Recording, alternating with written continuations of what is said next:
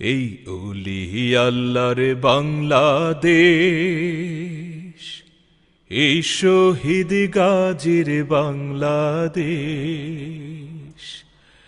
রহম করুন আল্লাহ, রহম করুন আল্লাহ। 90% মুসলমানের এই দেশ বাংলাদেশ, সেই দেশ থেকে ইসলামকে পুরোপুরি নির্মূল করার ষড়যন্ত্র করছে এই আওয়ামী জালেম সরকার।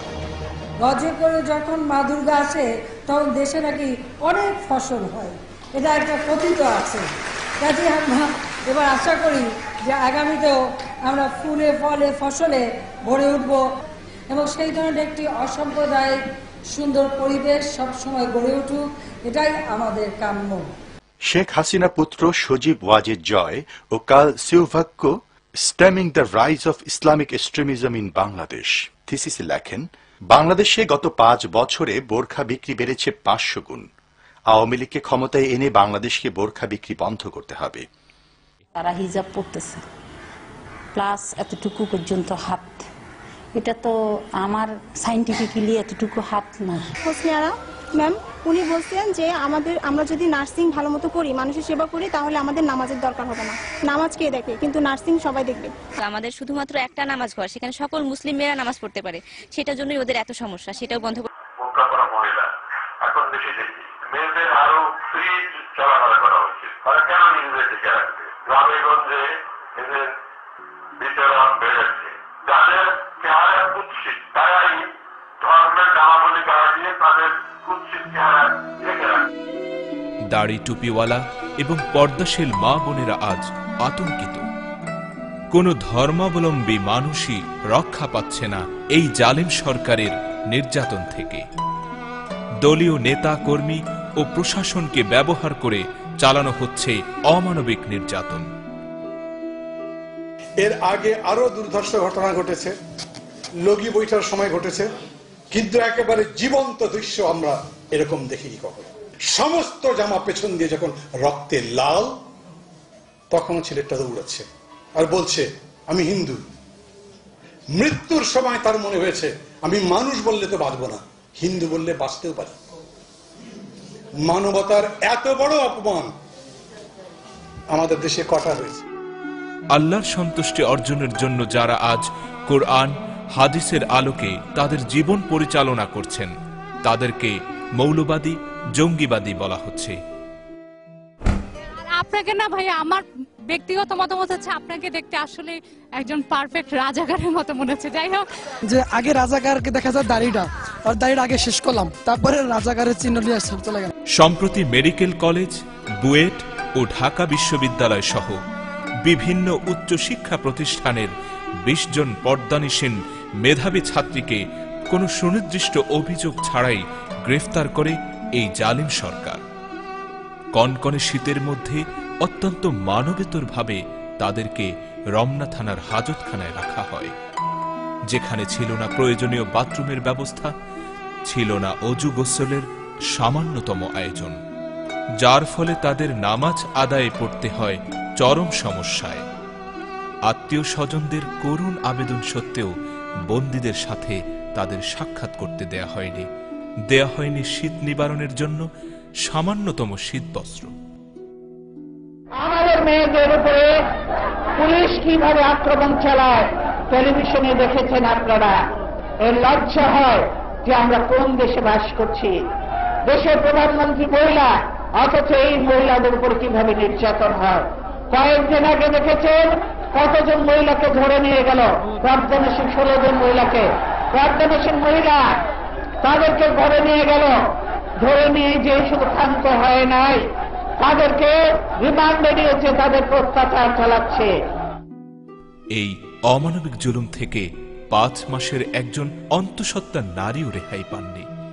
লিফট থাকা সত্ত্বেও যাকে টেনে হিচড়ে আদালত ভবনের 8 তলা পর্যন্ত সিঁড়ি বেয়ে উঠতে ও নামতে বাধ্য করা হয়।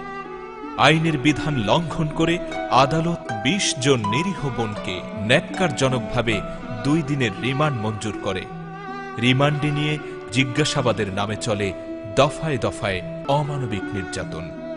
নেকাবের প্রতি চরম ঘৃণার প্রকাশ ঘটিয়ে বন্দীদের এক এক করে ওসির রুমে নিয়ে যাওয়া হয়। তাদের বাধ্য করা হয় নেকাব খুলতে, চুল ধরে টেনে এমনকি অনেককে মাটিতে ফেলে দেয়া হয়। এভাবেই চলে আওয়ামী জালিম শাহীর লেলিয়ে দেয়া পেটোয়া বাহিনীর পৈশাচিক নির্যাতন। গ্রেফতারকৃত বোনদের অনেকের পরীক্ষা থাকা সত্ত্বেও তাদেরকে জামিন না দিয়ে অন্যদের সাথে পাঠিয়ে দেয়া হয় জেল হাজতে। আমার মায়েদের উপরে এইরকম নির্যাতন করছে, এই জন্য কি আমার পিতামহ প্রাণ দিয়েছিলেন মুক্তিযুদ্ধে? এই জন্য কি আমার পিতা মুক্তিযুদ্ধ করে একটি দেশ স্বাধীন করেছিলেন? অবিলম্বে 20 জন ছাত্রীকে মুক্তি দেওয়া হোক। 20 জন ছাত্রীকে যে ধরে নিয়ে কাশিমপুর কারাগারে রেখেছে, তারা জন্মগতভাবেই তারা পর্দানসীন, অথচ তাদেরকে বোরকা পরতে যাচ্ছে না, তাদের বোরকাগুলি নিয়ে নেওয়া হয়েছে। যারা বন্দিত্ব জীবন যাপন করছে ওখানে, তারা নিজেরাও জানে না কি তাদের অপরাধ। আর আমরা যারা তাদের জন্য আজকে উৎকণ্ঠায় ভুগছি, বিচলিত আছি, আবেগাহত অবস্থায় এখানে সমবেত হয়েছি, তারাও জানতে চায় কি তাদের অপরাধ। তারা একটা পাশ্চাত্যের ঢঙে তাদের কিছু মেয়ে দরকার, তারা সেরকম মেয়ে দেখতে চায়। তো সেরকম মেয়ের জন্য জায়গা জায়গা আছে, তোমরা সেদিকে যাও। আমাদের এই ঢেকে ঢুকে আমরা একটু ভালোভাবে মেধা চর্চা করে, নিজেদের ইজ্জত হেফাজত করে, আমাদের পরিবারের ইজ্জত হেফাজত করে, বাপমাকে কলঙ্কিত না করে, সমাজ রাষ্ট্রকে বঞ্চিত না করে, কলঙ্কিত না করে আমরা একটা ভালো কিছু করতে চাই। আমাদের উপর তোমাদের কেন এত হায়নার দৃষ্টি? 20 জন নিরপরাধ পর্দানসীন ছাত্রীদের উপর এই অমানবিক নির্যাতনের প্রতিবাদে এবং তাদের মুক্তির দাবিতে জাতীয় প্রেস ক্লাবে নারী অধিকার আন্দোলন ও বিভিন্ন মানবাধিকার সংগঠনের উদ্যোগে এক গোল টেবিল বৈঠকের আয়োজন করা হয়।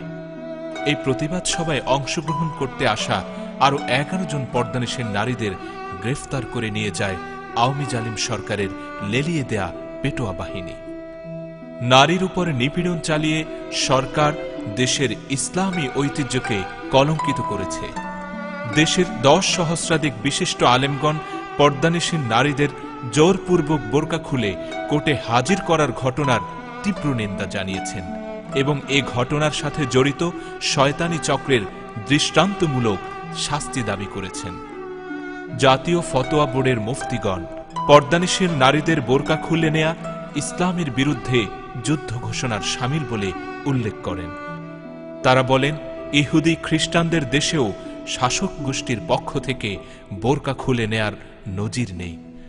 যারা লয়েছে মুখে কোরআনের বাণী, লয়েছে মুখে হাদিসের বাণী, হতাশা কি আর তাদের থাকতে পারে, দুঃখ কি আর তাদের থাকতে পারে। আজ তাই বাংলাদেশের ইসলাম প্রিয় আবাল বৃদ্ধ বনিতাকে জাগতে হবে। এই জালিম সরকারের বিরুদ্ধে প্রতিরোধ গড়ে তুলতে হবে ইস্পাত কঠোর দৃঢ়তায়। রুখে দাঁড়াতে হবে ইসলামকে বাংলার জমিন থেকে চিরতরে মুছে ফেলার আওয়ামী কমিউনিস্টদের তামাম চক্রান্তকে। মহান আল্লাহ তাআলা আমাদের সহায় হন।